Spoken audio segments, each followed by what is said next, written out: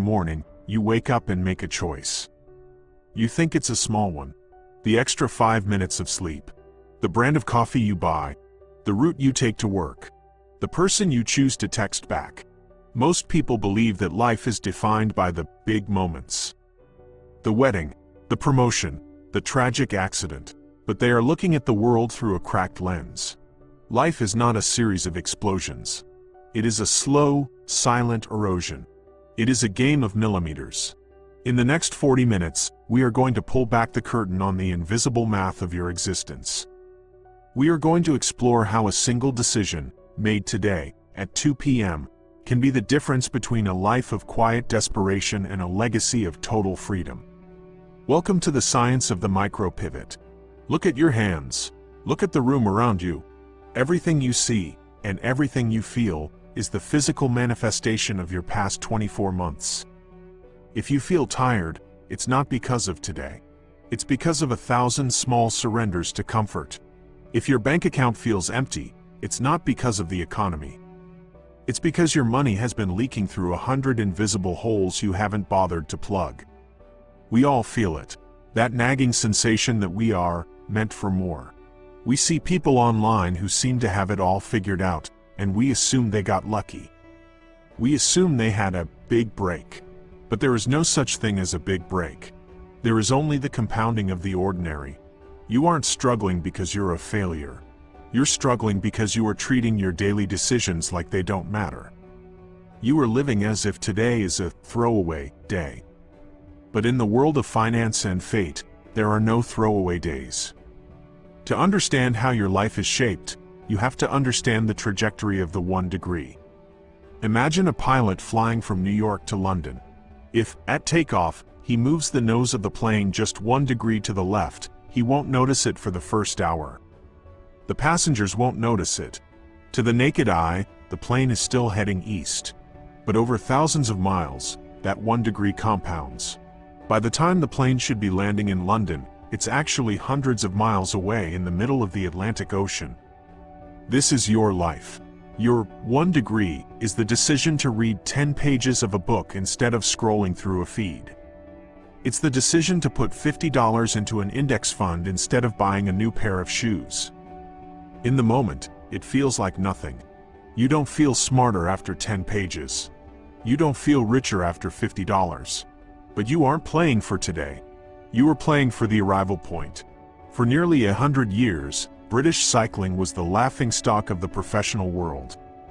Since 1908, they had won only a single gold medal at the Olympic Games. In the Tour de France, the most prestigious race on earth, no British rider had ever stood on the podium. They were so mediocre that one of the top bike manufacturers in Europe actually refused to sell bikes to the team because they were afraid it would hurt the brand's reputation if other professionals saw the British riders using their gear. Then, in 2003, everything changed. They hired Dave Brailsford. Brailsford didn't come in with a revolutionary new training regime. He didn't fire everyone and hire superstars.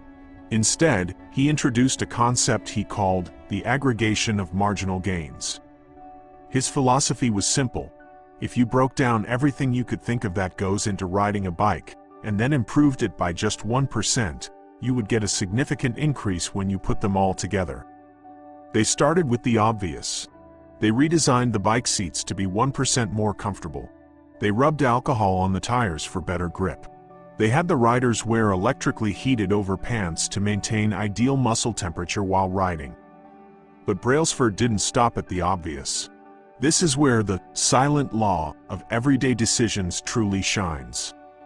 He looked at the tiny, invisible details that everyone else ignored. He hired a surgeon to teach the riders the best way to wash their hands to reduce the chances of catching a cold. He searched for the best pillow and mattress for each rider, so they could have a 1% better sleep every night. He even painted the inside of the team truck white, which allowed them to spot tiny specks of dust that could degrade the performance of the finely tuned bikes. To an outsider, these decisions seemed obsessive. To a competitor, they seemed irrelevant. Hand washing? Pillows? Paint? How could these possibly help someone win a race in the French Alps? But remember the 1 degree rule. Just 5 years after Brailsford took over, the British cycling team dominated the 2008 Olympic Games in Beijing, winning 60% of the gold medals available. 4 years later in London, they set 9 Olympic records and 7 world records. That same year, Bradley Wiggins became the first British cyclist to win the Tour de France. The next year, his teammate Chris Froome won it again, and again in 2015, 2016, and 2017. In a 10-year span, British riders won 178 World Championships and 66 Olympic or Paralympic gold medals. This is the power of the everyday decision. When you choose to prep your meals for the week, you aren't just saving $10. You are 1% less likely to be tired on Tuesday. When you are 1% less tired, you are 1% more focused at your meeting. When you are 1% more focused, you make a 1% better impression on your boss. Most people are looking for the giant leap. They want the 100% improvement in one day. But giant leaps are unstable. They are hard to maintain. The 1% gain is different. It is quiet. It is manageable.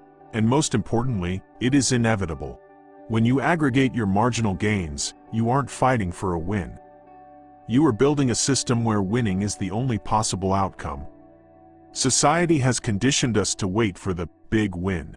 We wait for the lottery, the viral video, or the inheritance. This is a psychological trap. Why? Because the big win is outside of your control. And when you focus on things outside of your control, you become a victim. True power is found in the aggregated marginal gain. Consider the story of a man who decided to improve every single aspect of his life by just 1%. He didn't try to become a millionaire overnight. He just tried to make his morning routine 1% better. He tried to make his work focus 1% sharper.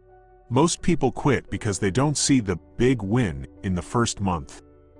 They go to the gym for 3 weeks, look in the mirror, and see the same person. So they stop.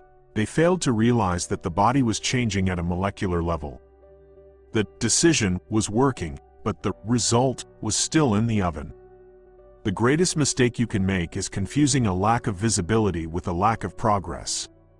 If you want to change your arrival point, you must change your filter. Here are 3 actionable laws you can implement by sunset tonight. First, the future self tax. Every time you are about to spend money or time, ask one question: is this a gift to my future self, or a debt? Eating junk food is a debt your future self has to pay in health. Saving money is a gift your future self receives in freedom. Stop acting like your future self is a stranger. He is you. Second, the rule of the vital few. 80% of your results come from 20% of your activities. Identify the 2 decisions you make every day that actually move the needle. For most, it's when they wake up and how they spend their first 2 hours. Master those 2 hours, and you win the day by default. Third, the low-friction environment. Stop relying on willpower. Willpower is a battery that drains. Instead, change your environment. If you want to save money, delete the shopping apps. If you want to work, put your phone in another room. Make the good decision the easiest one to make. Imagine walking into a vast, silent library. Every book on the shelf is a version of your life that could have happened. You pull one off the shelf. In this version, you started that business at 22. You see yourself traveling, healthy, and surrounded by a community of high achievers. You pull another book. In this one, you never stopped learning. You speak 3 languages. You are at peace. Then, you look at the book in your hand, your actual life. The only difference between the books on the shelf and the book in your hand isn't talent. It isn't God-given ability. It is the thousands of tiny, microscopic forks in the road where the other you chose the harder path.